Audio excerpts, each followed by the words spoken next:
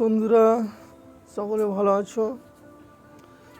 সোমবার আজ হচ্ছে যে হলদিয়া উৎসব কমিটির আয়োজনে হলদিয়া বইমেলা শুরু হচ্ছে সুদাড়াতে।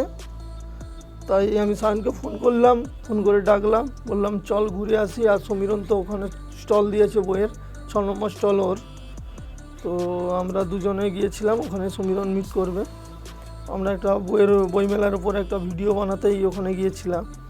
এই সেই সুবর্ণ জয়ন্তী ভবন এরই পাশেই মেলাটা হচ্ছে।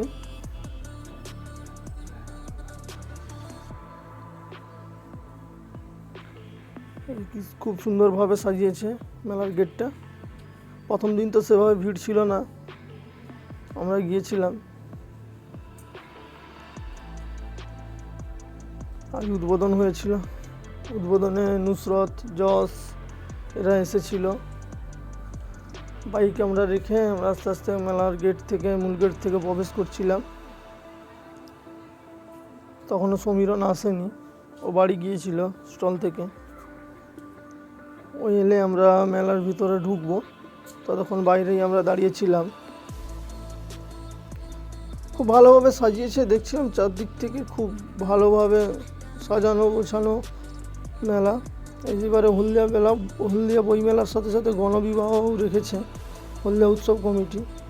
এই উৎসব কমিটির যিনি পুরুষ বা যিনি উদ্যোগ নেন এরকম মেলা, লক্ষণচন্দ্র সেন, আমাদের প্রাক্তন বিধায়ক, প্রাক্তন এমপিও ছিলেন। আজকে তো নুসরত, জস এরা এসেছিল, উদ্বোধন হয়ে গিয়েছে। এই সমীরণ এলো, চলো আমার দোকানে গিয়ে।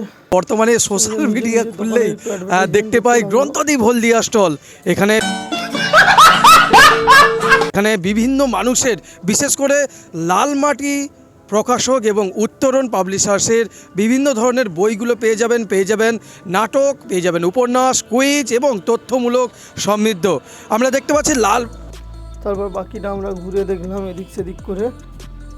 খুব ভালো, কিন্তু খালি ছিল খুবই।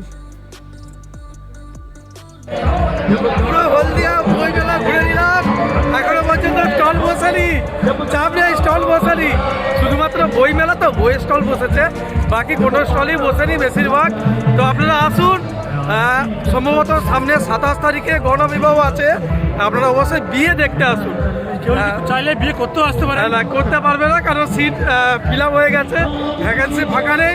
আপনারা চাইলে আসুন এবং অংশগ্রহণ করুন হলদিয়া বইমেলা ও গণবিবাহ 2024-এ। চলুন। আড্ডা মেরে আমরা পৌঁছে গিয়েছিলাম সমীরণেরই দোকানে, সমীরণের স্টলে। ওখানে গিয়ে একটু বইগুলো নিয়ে ঘাঁটাঘাঁটি করছিলাম, দুটো একটা ছবিও তুলছিলাম। আর যেটা খুঁজছিলাম আমি, সেটা খুঁজে পাচ্ছিলাম না। বাড়ি থেকে বলেছিল একটা রান্নার বই আনতে, ওটাই আমি খুঁজছিলাম। শেষে সমীরণই আমাকে দিল। আরেকটা যেটা কথা, বইমেলার উপর যে ভিডিওটা আমরা বানিয়েছি ওটা আমার ইউটিউব চ্যানেল অমিত কুমারে, ওখানে থাকবে, তোমরা সবাই দেখে নিও। আর ফেসবুকেও আপলোড থাকবে, তোমরা সবাই দেখে নিও। এই সেই বই, রান্নার বই। এটা নিয়ে বাই করে আমরা মেলা ছাড়লাম। ঠান্ডা ছিল খুব। আর তোমরা লাইক, কমেন্ট, শেয়ার এগুলো করে দিও। আর আরও পরপর অনেক ভিডিও আসবে, তোমরা দেখতে থেকো।